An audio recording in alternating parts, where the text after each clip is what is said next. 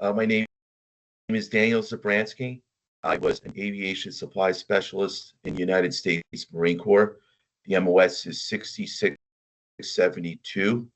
I was in from 2005 to 2009 active duty, and I was in Operation Freedom Banner in South Korea, which was, I believe, 2008.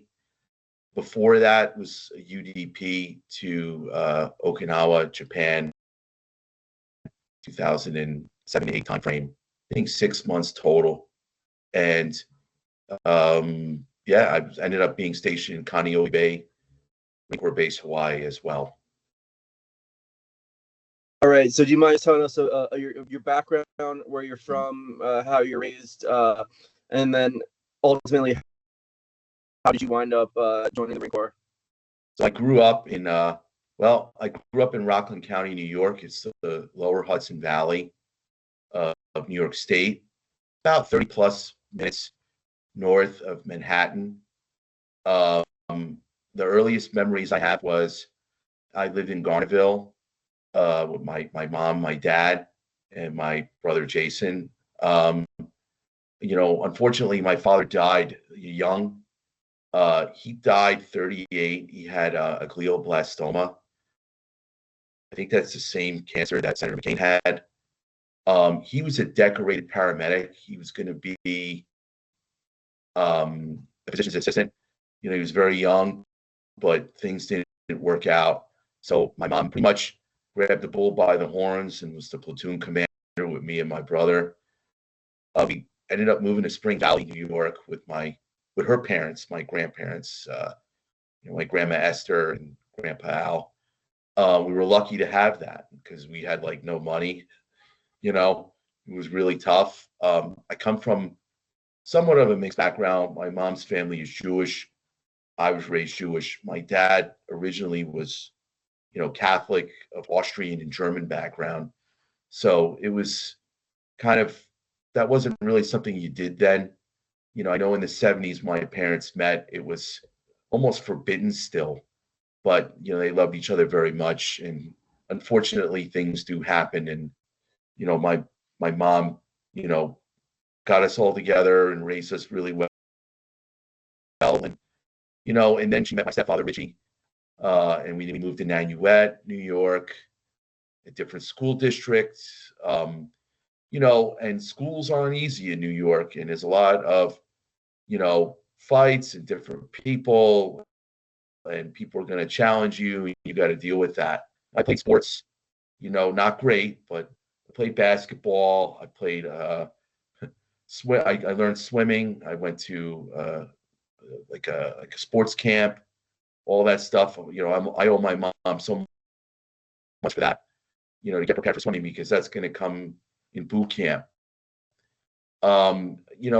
It was kind of a tough childhood, but you deal with it. Me and my brother didn't always see eye to eye, and it was kind of like WWE, once known as WWF, but that's how kids are. And then fast forward, high school. I really, that was it. I want to be a Marine. In fact, we can go all the way back to when I was a little kid.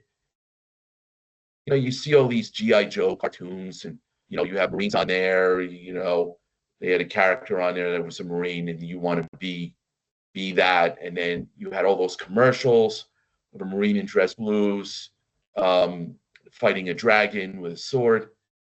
So that was really a big influence. My grandpa Al, he wasn't a Marine in World War II, but he was in the Army Air Forces. And he said, Danny, that's a great outfit if you're interested. They're a really, really tough group, and he was a big influence on me, a big mentor, my grandpa. So was my Uncle Stephen. But, they're no longer here either. They passed away years ago. So, you got to have those mentors in your life, and they're going to help you out a lot. And I was very fortunate, after my dad passed. But this feeling of wanting to be in an elite group, an organization, and to be a part of something grew very, very exponentially. And even though I was doing a lot better in school by then, because I was kind of a late bloomer, by college, I was doing really well in history and English. And my mother wanted me to go to college first, at least. Well, look for different things. And yeah, I wanted to go to the Marine Corps right away. And, I make this joke, don't tell a Jewish mother you want to join the Marine Corps, but that's what I did. I was already over 17, so I didn't need someone to sign. I went to the recruiter, I knocked on the door, and I said, I want to be in the Marine Corps. And he's like, well, Staff Sergeant Rios, sat me down. He told me what I needed to do. You lose some weight. And I followed all what he said, and he was honest with me, fair. He didn't play any games. And I really am very proud that I picked that branch. Yeah, I talked to the Army originally and some of the other services, and that's great, but this is what I really wanted. And, I graduated high school. They had my ship date, and the recruiter said, all right, well, my mom and my stepfather were getting married that summer. It took them years to get married. And they're like, well, we'll put it to September. I think it was the 19th of September. So before that, I ran, I worked out a lot, took care of myself. I was eating right for over a year. And then, I remember, my grandma was still alive then. She pulled me aside and she said, eyes open, you're going to be going through some tough things. And, do your very best and, graduate from boot camp. Pretty much, she didn't really have to say all that. I could just see it in her eyes, eyes open and do the right thing, but that was pretty much, my upbringing. We had tragedies, my mom, my dad passing away, but you have to do something with that. You need to channel that energy, I guess, and keep move on and be successful. And and I think I found that mission when I wanted to go into the Marine Corps, and I do not regret it. But Hey, Daniel, what year was this that you went off to boot camp? Oh, it was 2005 in September. They changed my recruiter, and he told me, all right, you got to go up to Albany, and you stay in a hotel, and then you have your last MEPS appointment. I had several MEPS appointments to get some things straightened out, and I went great. They had a gunnery sergeant up there, Hoothmacher. He was a trip. He was like very funny, jovial, but you knew that was not somebody that you would mess with. So you did everything you were asked. You did your medical, you did the ASVAB, which for me was not difficult. Some people it is. You might have some other medical appointments. You stay at a hotel up there, and you might have to do that several times. The last time, you go to the Albany airport, and then you fly down to Atlanta, and then they take a bus to Paris Island. So, but sorry to ramble on, but no, that's what you're here for, man. What was being in New York? What was 9/11 like for you? Oof. So I was in high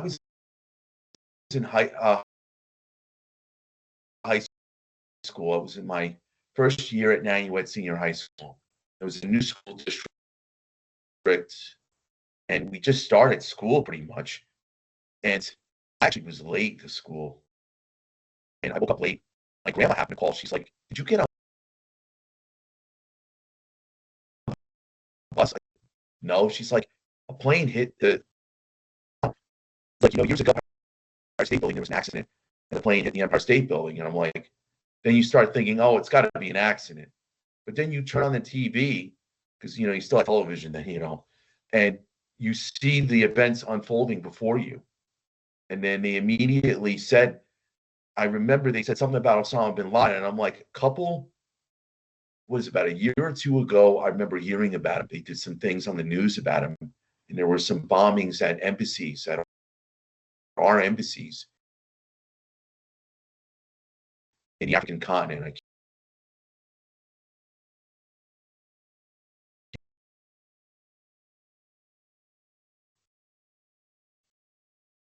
Very quick. There were volunteers that went there, and something, actually, he's more of an acquaintance, but his father was a locksmith in Twin Towers, and it was very painful. It just was like I can't describe it. It was like, I guess, like our version of Pearl Harbor. If you're familiar, I mean, between that and the events in DC and the plane crash in Pennsylvania, it was a big shock coming out of the 90s. The great line, the end of history. Anyone ever read that about after the Cold War? All those things that we dealt with were over, and no one was really thinking about any of this. Not everyday Americans or everyday people living in America. It was a completely different mindset. And then when this happened, it only fueled me even more to join the Marine Corps. Only fueled me even more. I mean, and then when I graduated, there were a few other people who joined the Marine Corps too, that I actually crossed paths with when I was in. It was kind of interesting. Marine Corps is small.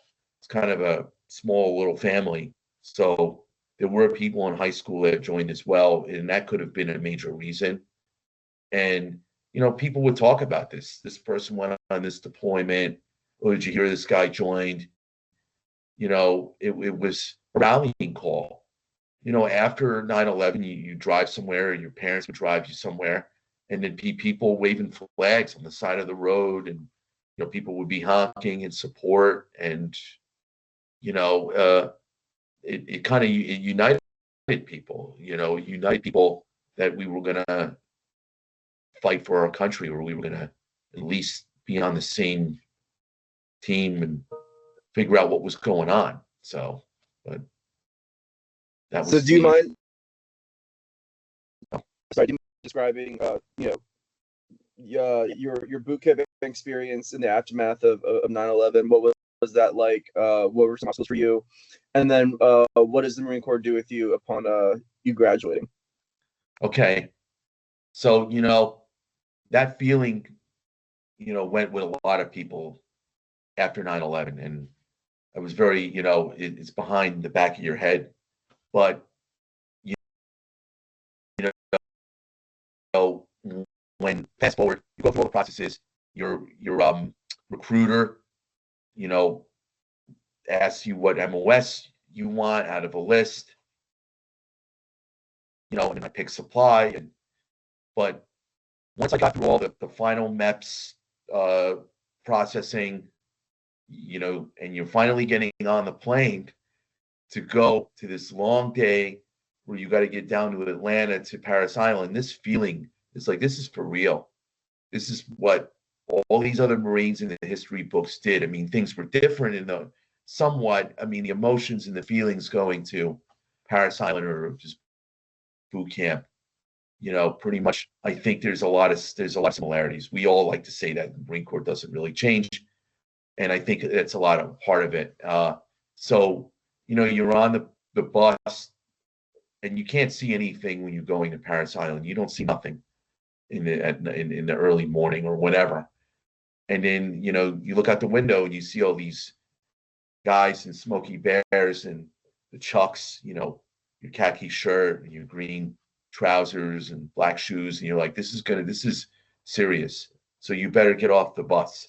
So you get on the yellow footprints, and then you just go the whole, I don't even remember how long, of signing forms and signing emergency paperwork just in case something happens to you, and sign this and write this, and last minute things. If there's anything to divulge, let us know if you did anything, all these different things that you have to do, and hand this in, and then you get your uniforms. You get and when I was in, you had the MARPAD already. You had the green and the tan MARPAD with brown boots, and that was 2005, so that's what you had. And and then you were receiving, you do this medical stuff and dental, and that's not fun. You're on lines all day. Whereas the British call a queue, you're on lines all day and you're sweating, but you're really young. So even though it's just, that alone is demanding, you just stand there and get told what to do. And I'll tell you this: when you get there and you have to make that call back home, I know my mother was freaking out when I made that call. But when you get there and you have to tell your parents that you arrived. So I did that, and and so this is of course post 9/11 boot camp, and so the emotions really were, when we're all, I think, done with boot camp. I mean, you get your your MCT or SOI, ITB, and you go to your MOS school, and then you go to your duty station, and you're going to go, one way or another to war. You might not be in combat, but that's the mindset, But it really is, you just do what your DIs tell you to do, and that's it, It's just, you don't obviously overthink it, And one of the best advice I got was a receiving drill instructor, and I don't remember his name, said, do yourself a favor, and I can't believe he said, look before you leap, because people have really gotten seriously hurt not paying attention. And I'm surprised they would say that for some reason, but that was a big moment. So, for someone from New York that grew up, a loving Jewish household, now you're getting, a place where people are screaming and yelling at you, you have to channel the best of the best, and you got to, be what your parents, your mom wants you to be, and or at least prove to them that, hey, I did this, I'm here, and I'm not backing down, and I don't want to go home. So, hey, Daniel, could you talk to us a little bit, one, about that phone call? Because I know the harassment package doesn't stop just because you're on the phone. And then two, so being a kid from New York, what was the sort of the cultural awakening of showing up at 2 a.m. at Parris Island? So the call that you have to do is scripted, and they make you yell it. My mother didn't say a thing. I could tell she was like shocked and crying, made noises on the phone, but I didn't get yelled at on the phone, and but it was very tough. I'm sure it was tough for my mom, God forbid you got a boo-boo growing up. But I did it anyway. But I'm just saying, now New York wise, it doesn't matter where you're from, New York or LA, you're in the Marine Corps world now. So all that doesn't really matter at all. You could take it and use it for a positive, or you could be the opposite. You're right. It doesn't mean anything. All the wannabe tough people fall. They either get with the program or they're going to have it harder. I was never belligerent or a discipline issue growing up. And there are people who are and don't act like that in boot camp. But the ones that do or act foolish, they're going to get it. They're going to get it, But the thing is I didn't want to be noticed, but of course I am noticed because I have this strange last name, that they can't say. No one can say. People in where I'm at now can say it, but and they're gonna mess with you. They're gonna play games, and if you aren't very loud, when I was a kid, they don't like that. You better sound off. You gotta yell everything on command, and if you don't, they're just going to keep doing it. The language from the DIs, I don't know how it is today, but if you're not used to that, I was already used to it. New York people growing up used to say really bad things, like really bad, like that they talk about canceling. It was really bad, and behavior was off the wall, and some parents did things, not to get into it, but really bad language. Like, what do you think men and some women do? Homophobic stuff. Nothing racial or bigoted. That certainly wasn't tolerated, because my senior drill instructor, Staff Sergeant Hebron, was an African American, and he was huge. He was huge, and later on in training, I know there's a kid that said some things about black people. He found out, and they threw that kid in the room, and he screamed at the kid so hard the room shaked, the duty hut. And I'm not joking. So there wasn't any of that. Yeah, some of the recruits made fun of me for being Jewish. Whatever. It's no spilt milk. Most of it was just messing around with you. They didn't really care. In fact, a lot of the recruits wanted to go to the religious services, because they allow you to do religious services when available, for all the religions. A lot more during post 9/11 military, they offered a lot more. I know. Well, for Judaism, that's been quite around, but you didn't have to go to your own services if you didn't want to. I did, and they did them on Sunday, even though in Judaism you do them on Saturday and Friday night. But the Marine Corps worked out when you could do it, and they would have, I believe, a cantor from Beaufort that was contracted. If you know what a cantor is, it's kind of like the helper of the rabbi. Some religious leaders were chaplains in the Navy, and it was great. You get out, they let you eat challah bread and drink wine. That's a big thing in Judaism. It's and you wear a yarmulke, and whole thing I grew up with, so it was nice. They even had a Rosh Hashanah dinner, or Jewish New Year, but it got canceled because the power went out. Went out at Paris Island, so that wasn't going to happen. So he made great strides. One of my guys, who was what you would call a kill hat, Staff Sergeant Ekman, who was battle hardened from Iraq, and because he had fruit salad, he had all these ribbons and everything. Things later on, one day went up to me when I'm getting ready to go to Jewish services. He's like, "What, recruit Zabransky? What type of cult are you in?" And I didn't know what to say, and then he got distracted and yelled at another kid. So it's kind of funny, but I never really had anything. Later on in boot camp, we were on the range, okay, and in the range you have the ones shooting and the ones that will pull pits, which means they will pull down the targets after the recruit shoots, and they will mark where the target is and put the target back up, old school. So, right, and we're working back there, and Staff Sergeant Ekman and another staff sergeant or sergeant drill instructor was talking to a kid who was Irish. He said, "Oh, we have a lot of great people here." He's like, "Recruit Zabransky, he's got a Polish background and this background." And I nodded, but it was much more complicated than that. It's,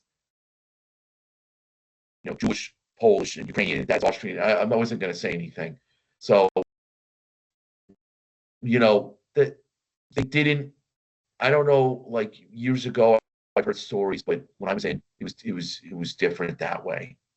At least in boot camp it was, but I don't know if anything else to talk about.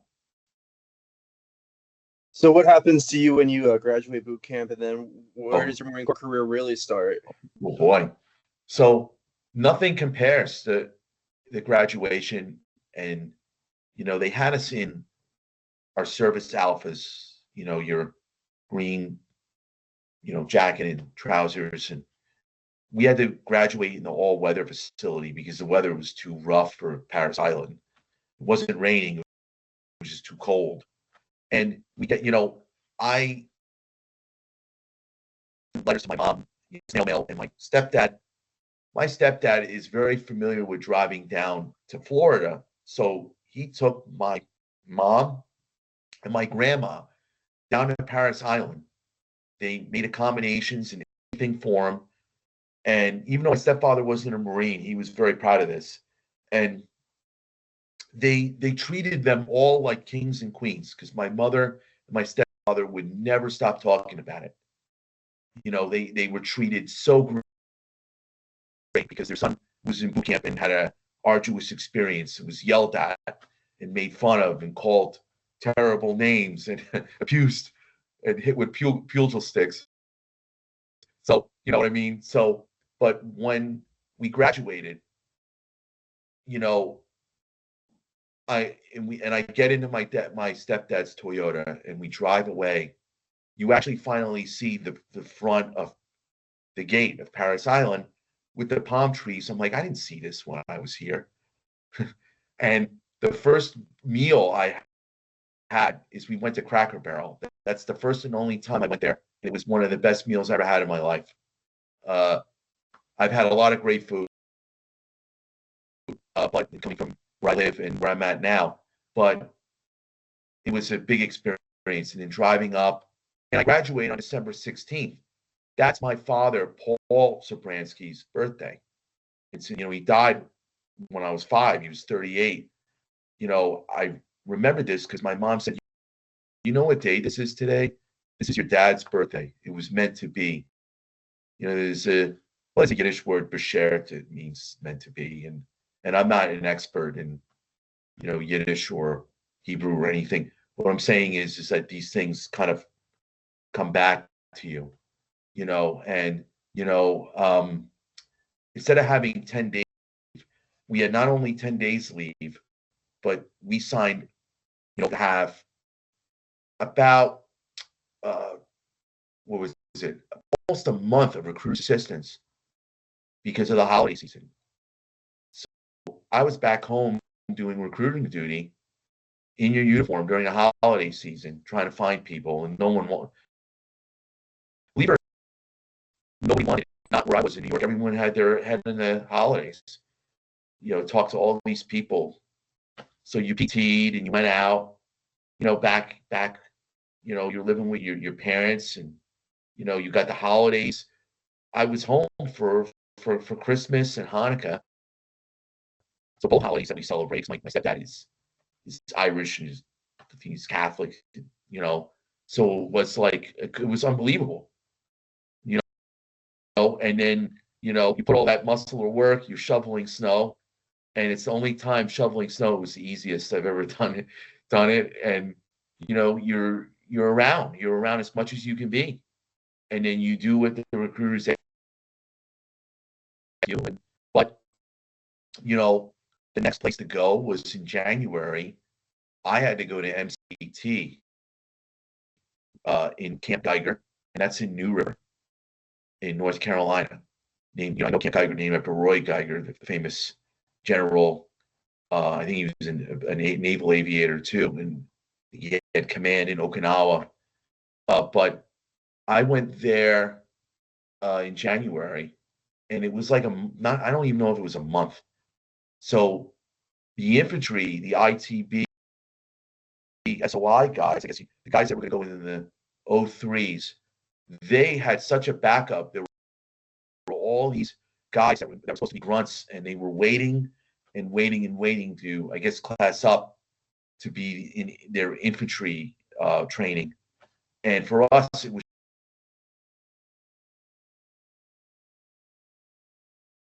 you're there for this place called Camp Devil Dog, do all those field activities. You're lucky if you live in hooches. You know, you're in trenches, you're shooting blanks, you do a live fire exercise, you actually throw a grenade, you know. And that was the way it was then. And it was very quick. And then eventually they read out the MOSs. I think it was after land nav. And you get to the MOS, it's 6672. And I didn't know it was aviation supply. And then not too long after, it was in the night, we're in like these baseball stands somewhere, and they're like, I'm going to read out, I guess, these MOSs, and they're aviation. Some of these people already knew they were going to the air wing. Like, if you're in airframes or all that, or I level or O level, and then they read off my name. I'm like, aviation. And they're like, yeah, you're in aviation. And I didn't realize there was a clause in my supply contract that there's aviation supply. And that's kind of cool because my grandpa was in the aviation world. He was an engine mechanic on one of the flying fortresses in the Army Air Forces. So I was like, this is interesting. So we had a special meeting, and they went over us that we were going to go to Meridian, Mississippi. Unlike Pensacola, Meridian, Mississippi, which is not necessarily as a fun place, you know. So that's what ended up like transpiring. And then you get on a plane, and then this little plane takes you to Meridian, Mississippi. It's basically like an air traffic control tower, a soda machine. You get off late at night, and you got to go to Naval Air Station Meridian. You know, I think it's in the middle of Mississippi. For aviation supply. So that was the beginning. So it went kind of quick between that month or so before I actually got to my MOS training. So.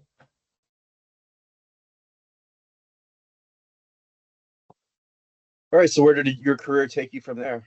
Okay. Well, so I get to Meridian, Mississippi, and to me, it was like that movie, My Cousin Vinny.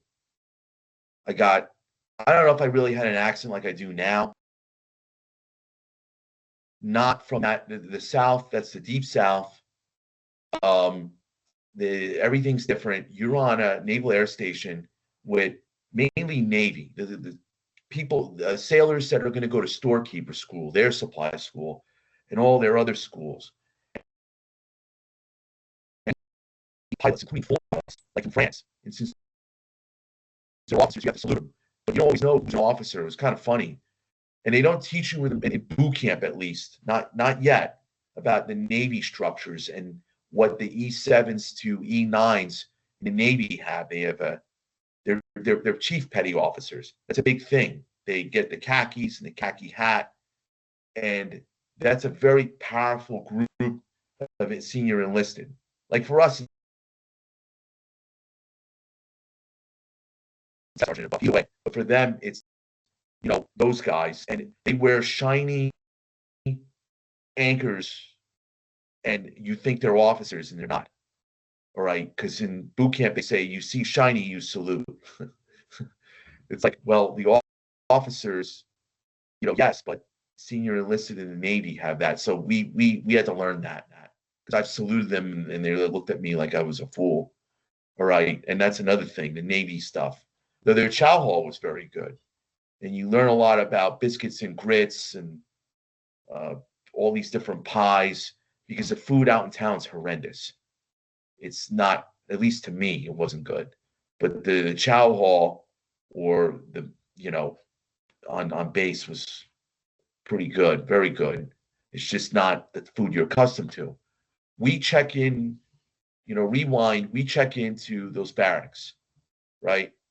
This taxi cab driver takes us down, and we get off the taxi, and me and this other Marine go to the duty hut, and there is a gunnery sergeant named Sitterly, who was originally an 03, and one of his legs was shorter than the other, and he had a platform on his like left foot, was it right?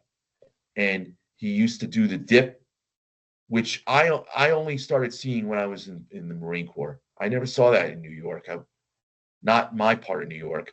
And he was like, the first rule here is no effing in my barracks. And he's like, this is not the place to do that. You're not doing any of that. You know, like, he actually was very good. He was very reasonable. But, you know, if you were a problem, he was a tyrant. He would just go into your barracks room if he had a problem with you and scream at you. You know, fast forward, we were in the barracks, and they were like modules. These were very nice barracks. You know, you had 2 rooms and a connecting common area, you know, with refrigerators and a sink area, the bathroom that you shared, and I think you had swipe cards to get into your mod door and in your room. And one day I was talking to my roommate. My roommate was Joey Crisafulli. He was Italian American from the North End in Boston, you know, and he's something else. I'm very good friends with him. And Gunny Sitterly knocks on the door. He just comes in and he's like, you know the difference between you and me? And that was the name of the song that our mod mate was playing. His last name was Chacon. And he was passed out in his rack, his bed, with his shoes, his core, I think his core frames, his dress shoes. And Gunny Sitterly walked in, screamed at him, and threw a lamp at him, and I think it smacked the wall. And he's like, started cursing up a storm. He's like, man, this effing what you don't care what I do here, because we had maintenance issues in our module. The pipe broke one night, and that's why the gunny was repairing it. And he even asked, everything okay? Everything all good? But if you crossed him the wrong way, you were going to get punished. And Chacon, I think it was his last name. He had to dig in like a volleyball pit that night. So I think it's, you know, these things do happen, but me and my roommate never had that problem. Even though my roommate was very argumentative, we never had any issues. So, but, you know, Meridian, Mississippi was interesting. You know, I met a captain down there. He was in charge of us, Captain Bercier. And, you know, I knew a little bit about Erwin Rommel, you know, the great tactician of the Third Reich. And there's a lot of myths around him and whatnot, but he's very popular, at least in the Anglo-American world, military. And, you know, somehow he knew I liked that. He's like, oh, you like Rommel? He's like, we have a library here. And he gave me infantry attacks. He's like, read all this. That's Rommel's autobiography. So, you know, that's sort of, you know, culture, you know. But you know, supply school was monotonous. At times it was, you know, it's inglorious, like the major said. But, you know, fast forward, you know, after all this stuff, you know, you go through there, a lot of boredom and a lot of really, you know, you got your intense PTs, you got all that stuff that you got to do right before it started getting really hot over there. You know, we have graduation, and a lot of us ended up in Hawaii. I got orders to MALS-24, the Warriors in Kaneohe Bay, Marine Corps Base, Hawaii. And I was stoked. And so did a few other Marines that I would see. And the major asked me, Major Boos, how did you get Hawaii? I'm like, I don't know, sir. I thought you would know. And I make the joke, I didn't bribe anybody, you know. But my mother was very happy about that. So, very. And somehow someone was looking out for me for that. But a lot of people were going to Hawaii. A lot of guys, combat. I heard Dakota Meyer was there at one point. So a lot of people. But, you know, I would have never went there if it wasn't for, you know, the Marine Corps. So, you know, I have 15 days leave before I go to Hawaii. I get like a cell phone, you know, believe it or not, I didn't have one yet. You know, you get your stuff straight. You know, you, like I did, you know, before boot camp, you hug your mom and your stepdad, and you promise you'll take leave and you'll come home, and then you head off to Hawaii. And that was the next place I was going to be going. That was my first and only duty station in my 4-year enlistment. So that was the next interesting and great place I went. So talk to us a little bit about that. So, I mean, you're running the gamut of American culture at this point. What was that like counterbalancing? So, I mean, for the most part, like you haven't seen the Marine Corps outside of entry level training. So now you're in the fleet, you're swinging with the wing, and you're now on, on an island paradise. So, like, what was all of that like for a Well, young man to be taking in? yeah, you're going to see Hawaii like no other tourist has, and you're going to see the good, the great, the bad, the ugly, and everything. And so I get on a plane. You got to go to LAX. I have a little layover, and then you get, and in LAX the next day you arrive back, and I saw, our she was actually a Lance Corporal. She got promoted very quick. Lance Corporal Britt, from supply school. She was like the top of the class. That's why she got frocked. And we arrived in Hawaii together, and a Corporal Carbone from Jersey, Michael Vito Carbone, picked us up. And, he actually told us, he's like, your mentor was supposed to pick you up. And our mentor was kind of, so that day he took us to the supply warehouse. We met Master Guns Lazarou, this big Greek American guy. I met Sergeant Olson, all these men and women in Navy and Marine at Consumable Management Division, where I was going to be, because they're in supply. So supply in the air wing at MALS, Marine Aviation Logistics Squadron 24, was CMD and RMD. CMD's consumables, nuts, bolts. RMD was repairables. Parts that need to be repaired. These parts were going to go to the CH-53 Deltas. We still use them then in Hawaii, our squadrons out there, and all these other Navy aircraft like P-3s. So we supported Marines and Navy, and even some, rarely, the Army and some of that other stuff. So you get there, it's a long day. You go to a warehouse, you see where you're going to be, and then you have field day. You get to the barracks, they immediately sign us when we have the formation to do sort the recyclables and the glass bottles, and you're brand new, you're a PFC, and you are going to be cleaning. Just, you field date in every Meridian, Mississippi, you field date everywhere. You're going to be a gardener, you're going to be a field day, you're going to do all that. And you got to check in with the sergeant major the next day. You got to make sure your alphas are prepped and look sharp. Everything is squared away. I met my roommate, John, who I'm still very close with. He lives in Pennsylvania. Filipino background. His father was his stepfather was his retired warrant officer. I forgot whether it was a 4 or whatever, but so he grew up in a lot of that, and we got along very well. He was in AVI, it's aviation electronics or avionics. They have like a year's school, and I did supply, and we handle what we handle, and we had great times. Hawaii is an interesting culture. Hawaii is the only state that was a kingdom. I know in the 1890s, a lot of countries wanted it, and then we ended up getting it. There's still major resentment from the locals, even though there are Polynesian, Hawaiians, there are Americans who serve in the Marine Corps. There's also a resentment from other Hawaiians that don't want military. There's also a word, haole.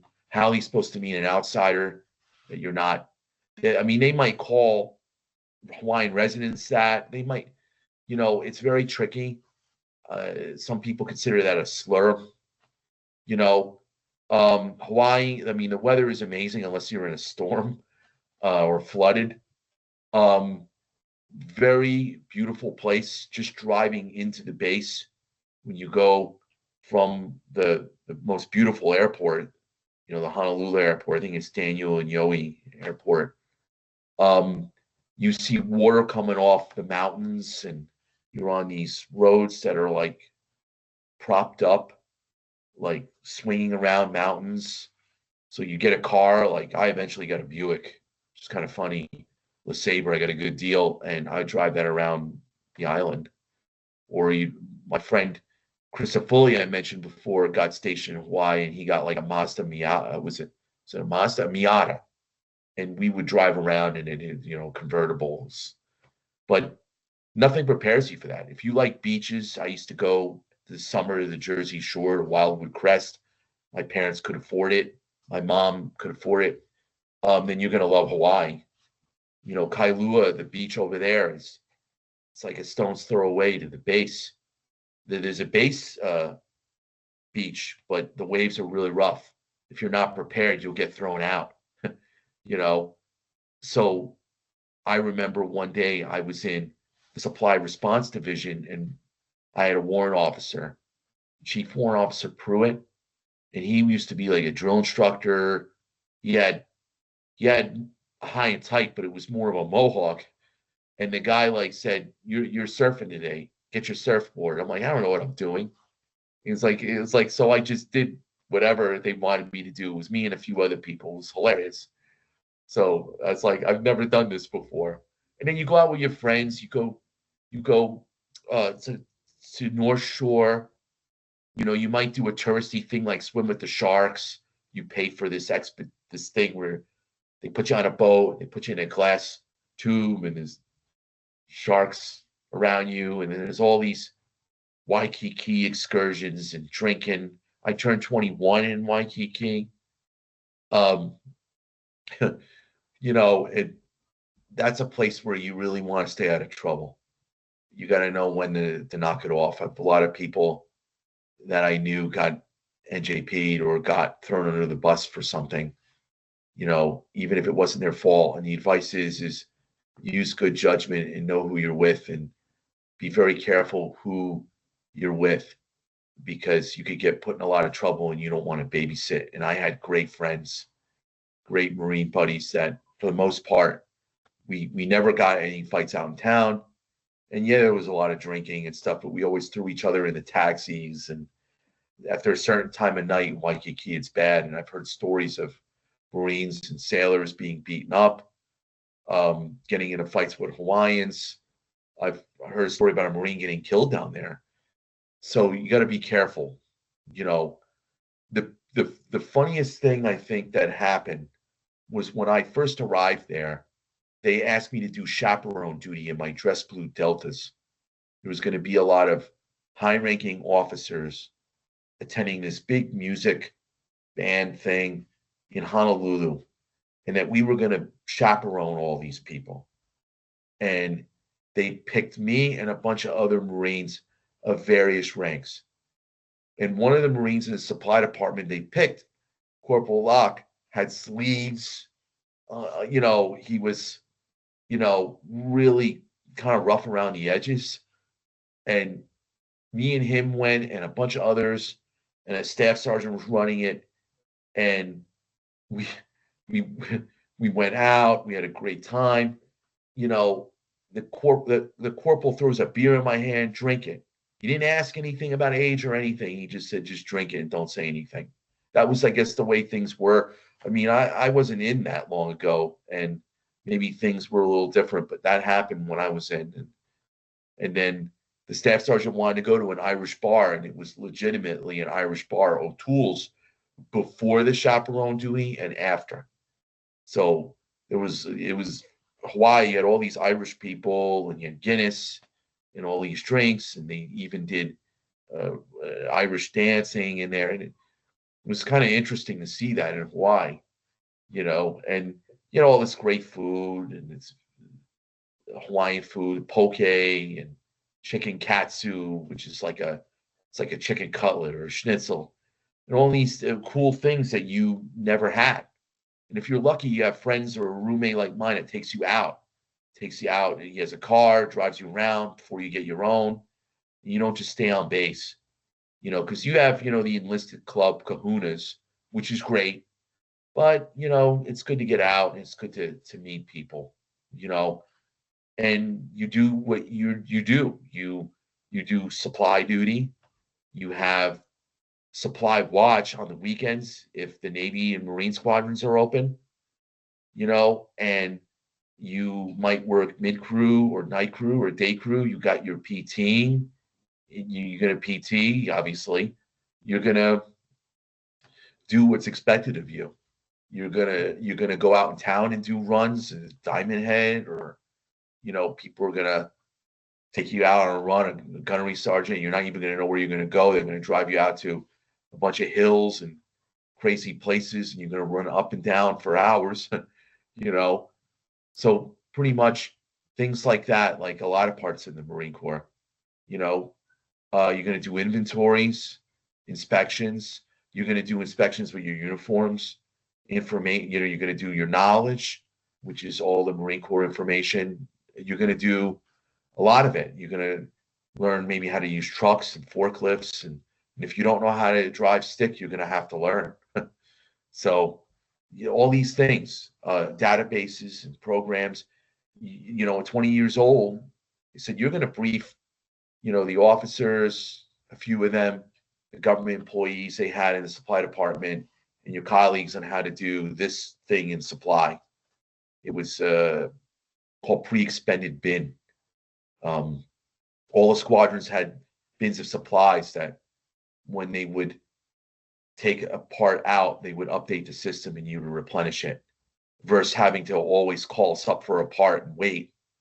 They actually had this process for them, and I had to show them the process and what we did, and it seems self-explanatory, but it wasn't. So that was kind of like the beginning of learning how to get in front of people and teach, and that doesn't include your range, rifle range and drill and all these other things that you're going to do.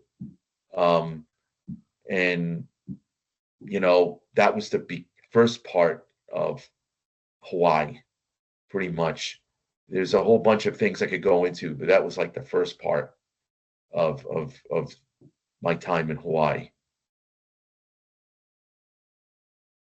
So while you were, you served in Mississippi, you served in Hawaii. Obviously the global war on terror was going on. To what extent, was that always sort of like lingering in your mind, that that you could end up in these places? Yeah. And then on top of it, so like what was after you've been in Hawaii for a bit? Just keep on telling us what the Marine Corps did with you. Yeah, it's in the back of your mind. You rate the global war on terrorism medal, and it's a never say never attitude. People were coming back from HMH-463, and all the MALS augments, and about their experiences, and about some guys had to shoot rounds and all these stories, sea stories, and never say never. And I ran into guys in the infantry. I ran into one of these guys I graduated high school with. He was a Marine too, and I crossed paths with him in Hawaii several times. Thierry Gillette, and I think he did like 8 years. He may have, but he was in the infantry, so we would see each other here and there. And I saw someone I was in boot camp with one day, and he didn't look very good, and he told me what he went through. It was really bad. I think his company first sergeant and company commander got killed. It was pretty bad, and he looked horrendous. I saw him at the PX one day, said that, this is what's going on. But it was pretty, it's like, hey, this is going on. This isn't for nothing. And you're cognizant of it, but you just get by day, And then what really happened was, all right, they wanted supply expediters for the squadrons, because people ordering the parts and doing all that work weren't supply or anyone like it. So I was supposed to go with 362, HMH 362. I think I was supposed to go with them. The Ugly Angels, I think they were. I think that's them. And that didn't work out. And the Master Gunnery Sergeant Lazarou said, I'm in talks with HMH 463 with the lieutenant over there to see if we could transfer you to that squadron. It got held up. I was supposed to go. The CO was like Lieutenant Colonel Krekel of MALS didn't seem to like it because I was in the middle of trying to do it because finally we're there and you check out and all this, and he was trying to stop it. And I'm just a PFC. I do what I'm told. Finally, they're like, yeah, you're gonna go. There's a checkout process, but you're literally going like down the street, really. And then I ended up going to HMH-463, Pegasus, and they have a lineage, I think goes back to, well, Vietnam, but maybe even earlier with different aircraft, like in the 40s. I think they're decommissioned now, but they were 53 Deltas. That's before the 53 Echo, Marine Heavy Helicopter Squadron 463. And I arrived there, and Lieutenant Boring is sitting, is laying on the couch, and he looks exhausted. He's like, I'm going to show you how to do all the stuff on our end. And he showed me how to do all this and use their system. Unlike the now Comus database system, it's a system used in supply to issue parts, partial issue, well, they have this now Comus legacy, and it's like from the 1980s, which they ended up replacing, but it was horrendous. And I'm being shown that how to use the logbooks and stuff to work now as a Marine in the O-level squadron. And it was an eye-opener. Sergeant Major down there was really great. Violino was fantastic. But, there was some tough people down there. There was a gunnery sergeant that was very, very tough on me. He said a lot. He was off the wall. He said a lot of things to me that were not very good. Well, you do your job.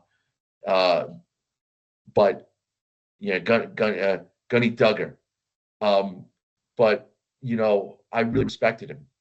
He taught me how to exist in an O-level Marine Corps squadron, and that the standards are high here. Not that they aren't, and that no matter what, you could be wrong. You have to measure up. You're the supply person. You need to do your job. And he expected a lot, and I put in a lot of hours. Early on, I mean, all the other Marines were doing some sort of swing shift thing going on, and there were a bunch of Marines in WTI, but they had me working hours and hours, just getting acquainted with things and with my fellow Marines,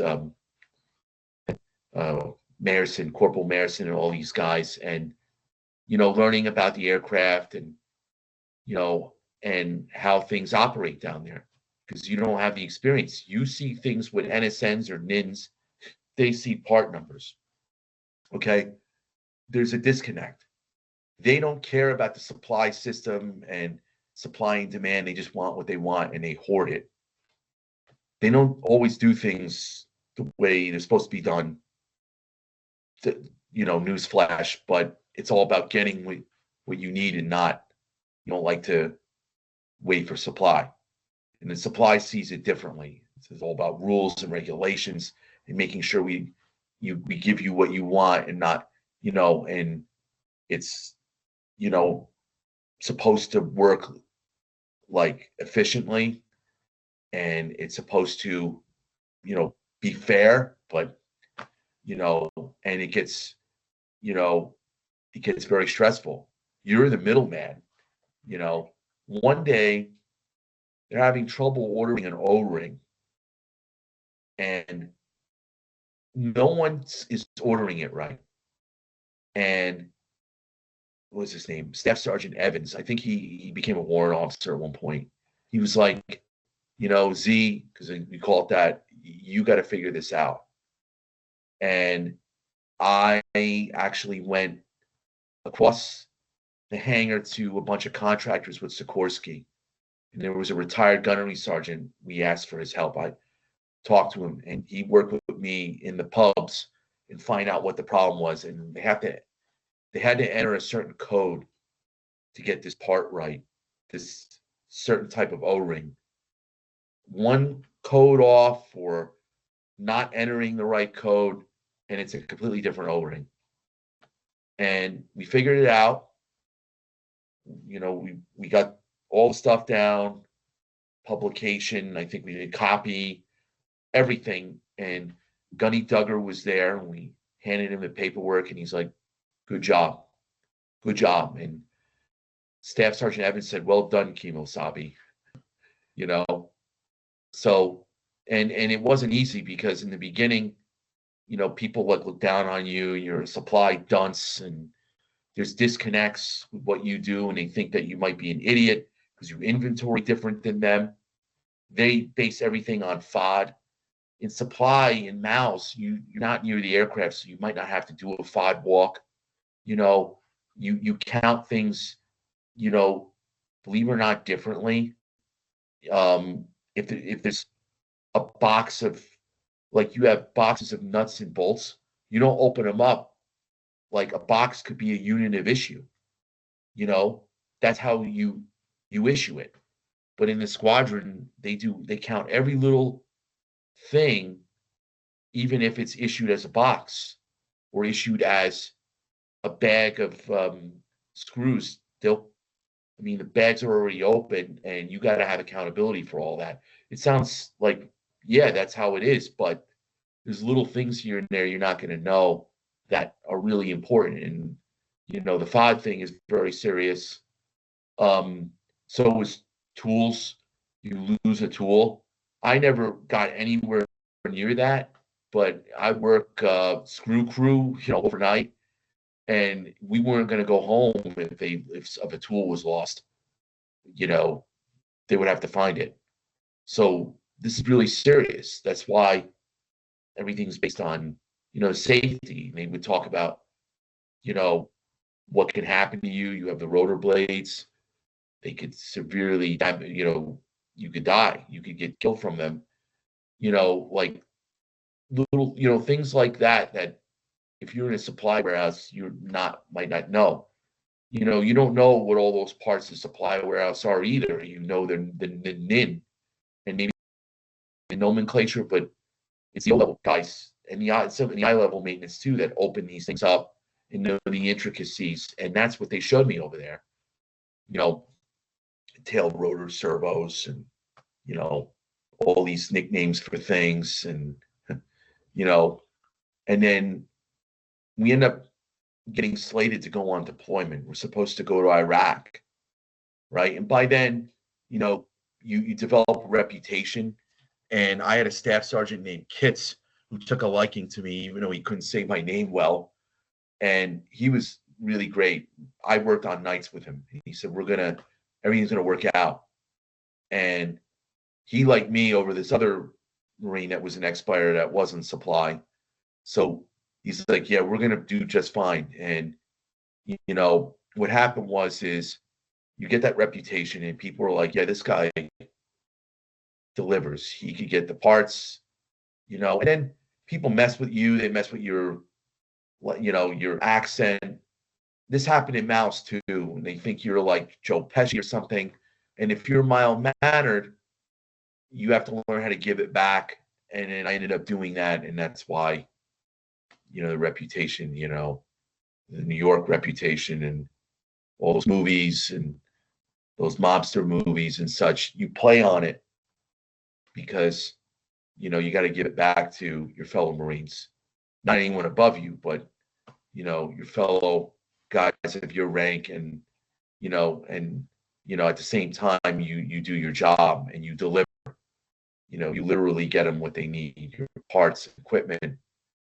And then we had a meeting at the O Club in Hawaii with a Major General Troutman, and he said to us, "You guys are not going to go to Iraq. There's Osprey squadrons that have to go. So you're not going." So I don't know. Eventually, the decision was made. We were going to do a unit deployment program like they did in the 90s to go to Okinawa, to go to Marine Corps Air Station for Tema. And then I was going to be advanced party with Staff Sergeant Kitts. and I forgot who else I think Lieutenant Boring, and go down there and make the connections with MALS-36, and I knew people over there too, and get the supply world rolling. So when the main body got there, everything was going to be set up. So that's the decision that was made, and we were going to roll with it to go to Okinawa. And we didn't know where we were going to go after that. If we were going to go to Mu, if we were going to go to South Korea or Thailand. So we just did what we had to do. And, Iraq was going to be for the Osprey units for the air wing. So that's what ended up happening.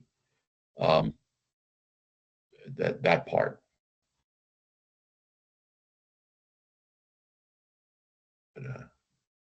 So All how right. long? Oh, Sorry, sorry. Vic, Go you ahead, go. man. No, you go, Vic.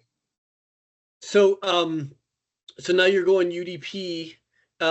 Was your experience at Futama different than what it was in Hawaii? Yes. So we get to we do this long trip. I don't know if it was 15 hours or more to get to Narita, which is on, I think, the main island, and then we had to do another trip to Okinawa, and the landing was a little hard getting to Okinawa, the civilian flight, because we went on civilian aircraft, Japanese aircraft, planes, commercial.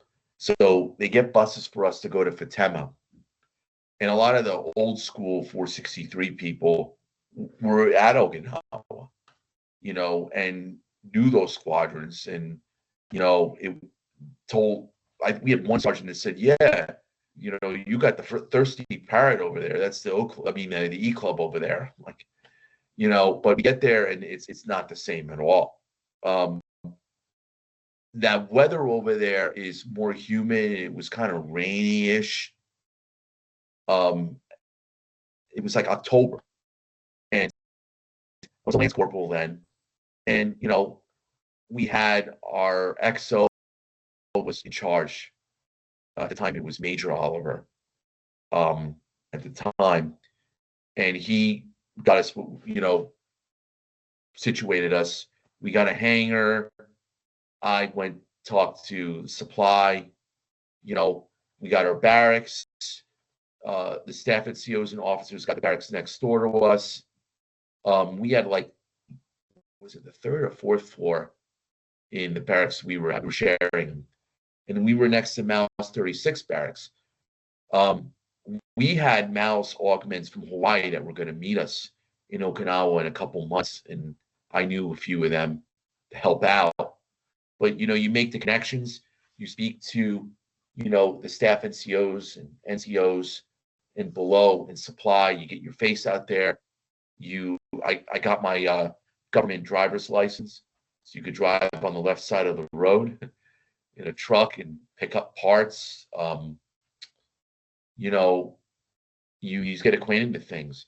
So I ended up getting promoted to corporal not too long after. And then I ended up getting my Liberty card. Like, there's different cards. There's like a red card. I ended up getting I think it's a gold, which, so you're able to go out and, I had like a wet down, which was crazy. It's when you get promoted and you go out and there's drinks and partying. And of course, all the people I know, they want to go to country bars and do mechanical bull and all that. And yeah, that was crazy. But, during the day, it's setting things up. We also had a new supply system, the newer now Comas to use, which was a lot better. You got a lot of people asking you for things, just coveralls, boots, things like that, and knowing how MALS-36 supply does it versus Hawaii, it's different. They issue it different. CMD, Consumable Management Division, issues coveralls in Okinawa.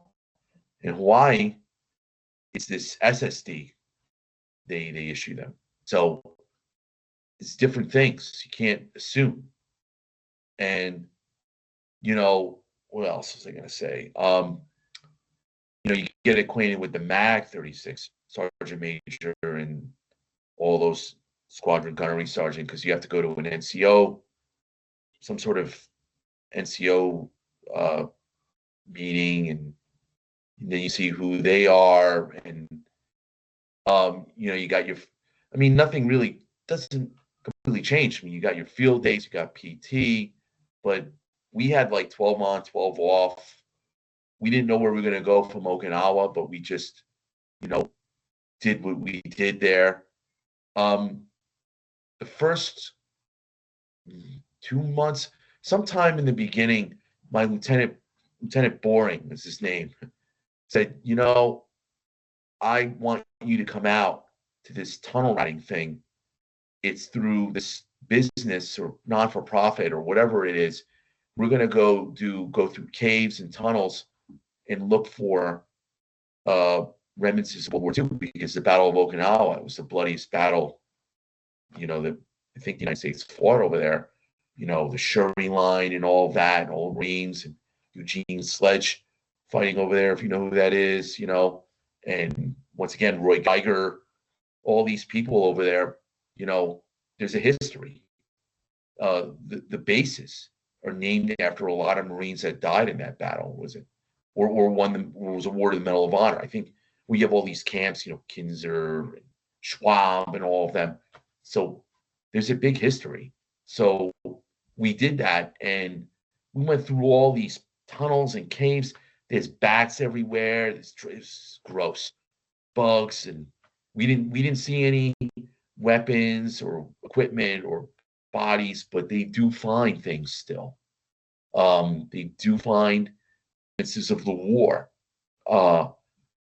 With that being said, if you're lucky to have liberty and you can get it, you got restaurants. A lot of them are Americanized, in places that sell noodles, a lot of bars, and we did the same thing we did in Hawaii. Everyone was very respectful to the Okinawans, and then we went out on Halloween. That was crazy. We went out. And of course, my friends are dressed up like cowboys, cowboy hats and cowboy boots. It's like I didn't do that, but we, the first couple months, you're just getting acclimated to the weather and how things are over there, and Liberty, being tricked. And if you want to go to the other bases, you got to get the Green Line buses, because if you want to go to the main base, Foster, you got to get the Green Line or take a Honcho, which is a Japanese taxi, which it pulls up and then the door opens for you. And those guys are really funny, they're really cool, but you can't always spend money to do that. You can take the bus. And when they would have bus strikes and the Okinawans weren't happy, they would need to get fine Marines to do that. Luckily, you have to do that. But, now staff NCOs and officers that we had, they got cars. They had to find them, buy them somewhere. And Gunnery Sergeant Duggar was on duty one day, and I was on a duty. It was either duty driver or some sort of duty, I didn't duty or whatever. And he decided I think he took his own car. We were driving in it, and he ended up going on the wrong side of the road. We were going to be hit by a bus. He gets out of the way, like just in time. He said, "I'm sorry, Z. All those years of driving on the right side of the road." So we almost really had a bad accident. And then when I'm driving, I have to constantly tell myself over there, keep on the left, and if you drive out in town, there is no right of way really. And if you are involved in anything, you're automatically at fault. That was in the license training, because you're a government employee. They're like, you may have to pay a gift. We're not saying you do. And it was, yeah. But luckily, none of that happened. and I was always good with driving the truck, and it was automatic, and you get, easy, you know. In the supply department, I'd go over, I'd pick my supplies up, I was very close with them. Something happened over there where somebody was caught speeding on a flight line, and they made those Marines ride adult tricycles with flak jackets and helmets and stuff with your Kevlar. I couldn't believe it. They went on a rampage about it because it could have been a serious accident. So I couldn't believe what I saw. I'm like, you know what? I'm picking up the parts. I don't want them delivering at the, at the office like that, but pretty much, it's day-to-day things, but, even if it's not your fault, like Gunny Duggar, like, I need this now, go get it. Like, go get it. Funny things would happen, just with trying to track down parts and supplies and turn repairables in, or my lieutenant telling me to go on these wild goose chases to get things at MALS-26 that he said he made arrangements with, and nobody knew what was going on, and trying to go through these van cities. There are these big square buildings, if you will, that you work out of. And they're in Hawaii too. Trying to drive around in my truck and go to the right one and go to the right place and say, well, Lieutenant Boring said you have something for me, or I need this. And they're like, no. Or they're like, yeah, I spoke to him, but he didn't say this. It was crazy. And this happened a lot, and it happened also in a supply department. I was like, I don't know what's going on, but I keep going on wild goose chases, and that was really infuriating. But and Gunny Duggar was very rough. He would make all these remarks, that were really not good about backgrounds and things, and I won't get into all that. I think it's just, but what did matter is, fast forward, is, I eventually made it back to Hawaii, and I'll cover that later. But Gunnery Sergeant Duggar was very appreciative, and we were at the Marine Corps ball, and he bought me a beer, and he's like, you really did good for us, and appreciate it. So, that really hits home, and I think the Marine Corps Times did a piece on him. So, but going back to Okinawa, we didn't know where we were going to go, and then we found out that at least some of us were going to go to South Korea, and it was going to be Operation Freedom Banner and Full Eagle. And they're like, not all of us are going to go, but we'll get as many as we can. And hopefully, you'll be there for a month.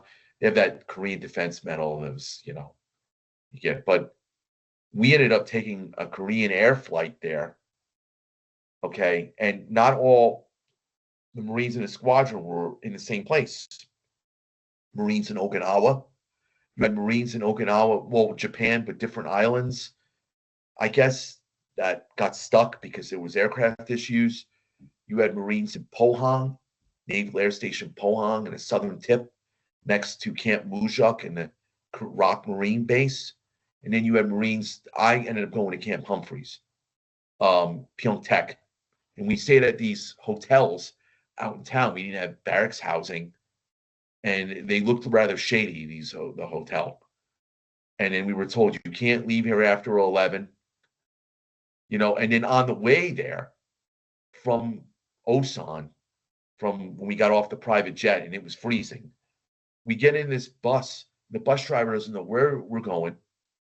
Eventually he figures it out, but then he puts on like this Britney Spears video, and I guess a concert, because this was 2008.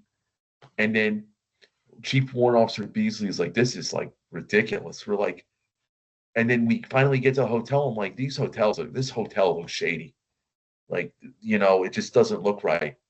But it was actually, it worked out. It was, safe. And they're like, you can't leave here after 11. It's the thing is Cinderella Liberty, not loud.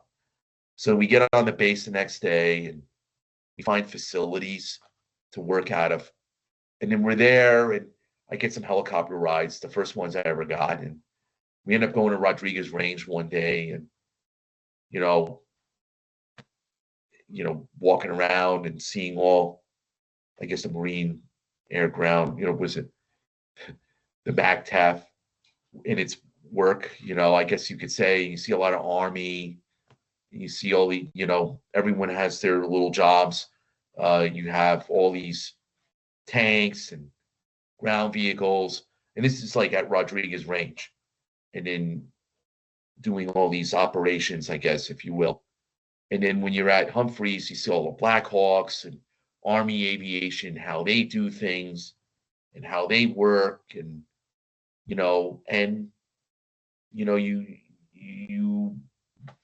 learn about the Korean society and Korean food and your PT and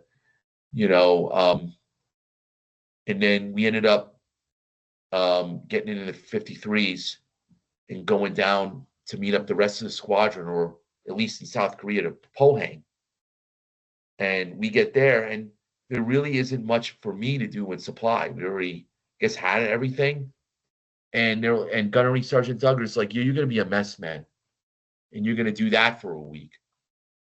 So, and then you were living in tents, it's not so bad. And they're like, because you're a mess man, we want you in the barracks. And I get in South Korea, the Marine barracks are amazing. At least there they were.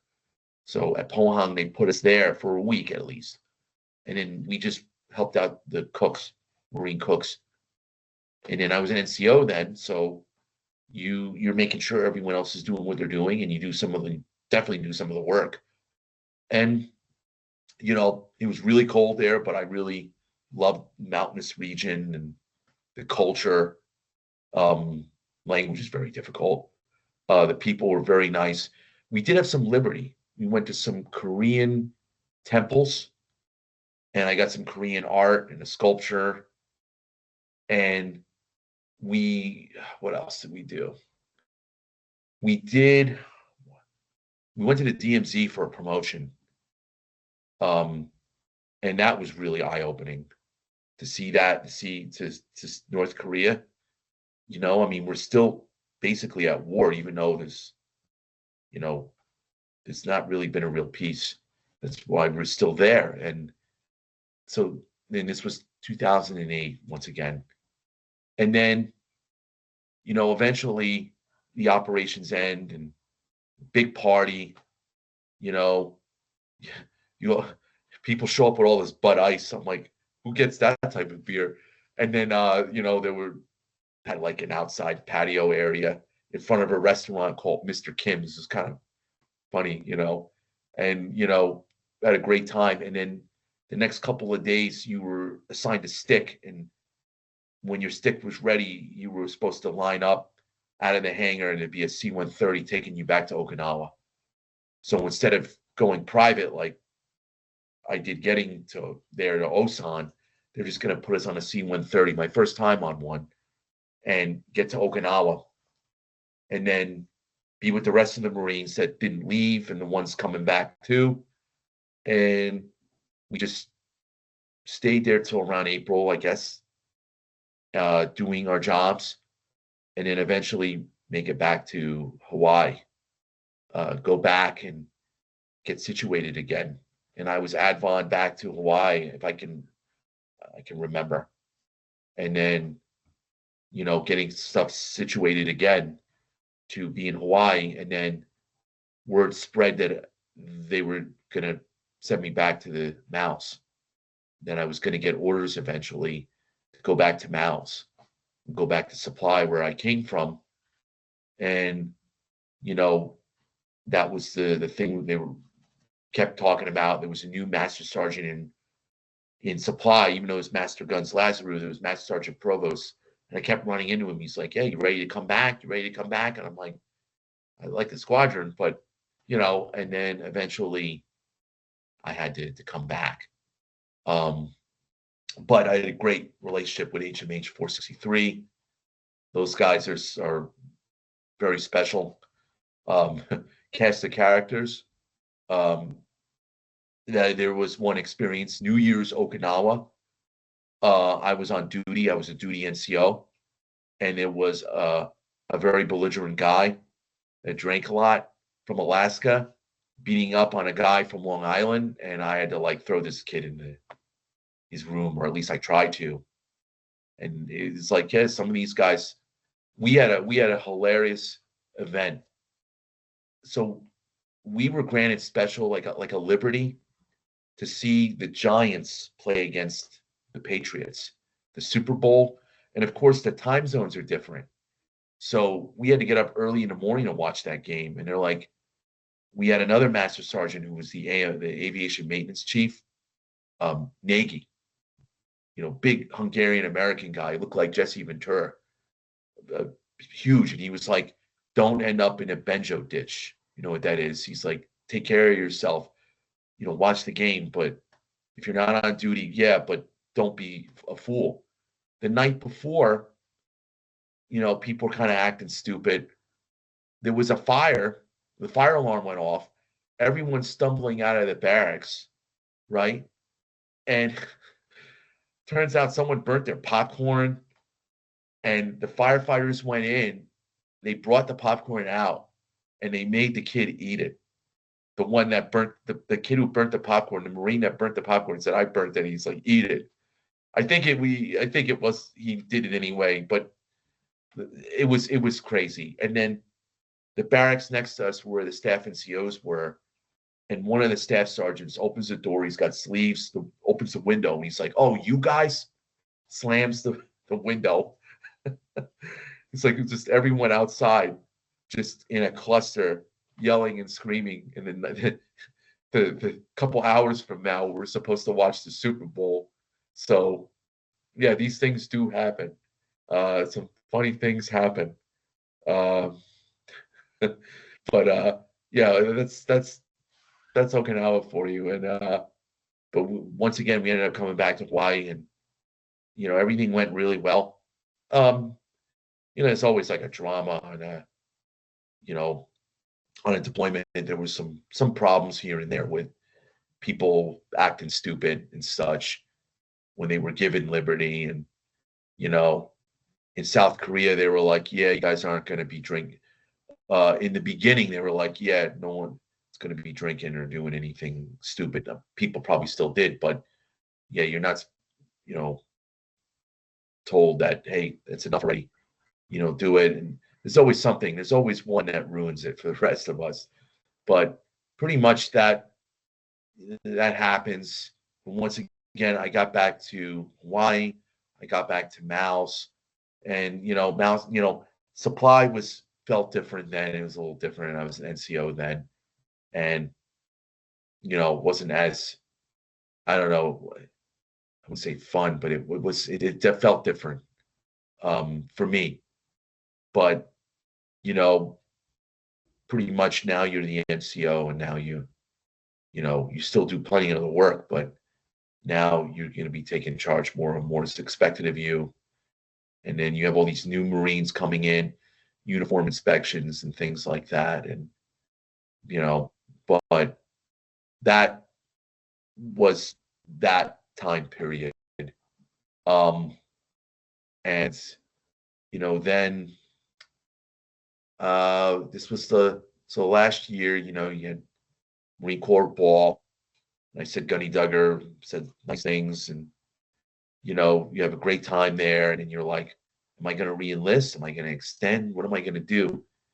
At one point I wanted to do Marine Security Guard, and then I got this vision that I wanted to teach. I wanted to teach history, maybe English. I wasn't sure about the routes, the ins and outs, but I had a vision like the great Governor Arnold Schwarzenegger says, you have to have a vision. And not that I didn't love what I was doing then, but, I, entertained a lot of things. I had a sergeant that, was like, hey, take your TAPS class when you got to take that to get out. That's that like week long or so class before you get out about the civilian world and resumes. And He's like, take that, but if you want to re-enlist, maybe you can get that active reserve opportunity they had back then, where you're active duty but at a reserve unit, like maybe at Stewart Air Force Base in New York. There's a Marine. There was Marines there. He's like, think about that. If you want to stay in, what do you want to do? And I was like, I really, the teaching thing. And it's like, well, you got to get your bachelor's degree.